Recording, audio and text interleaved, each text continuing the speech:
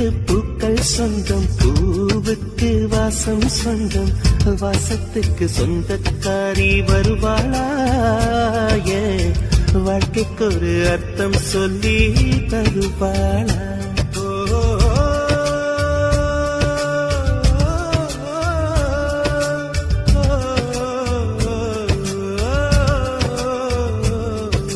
தாலாட்டு கேட்கவும் இல்ல, தாய் பாசம் பார்த்ததும் இல்ல, எனக்கு ஒரு சொந்தம் சொல்ல வருவாளா? ஏன் நெஞ்சுக்குள்ள மல்லிய பூ தருவாளா?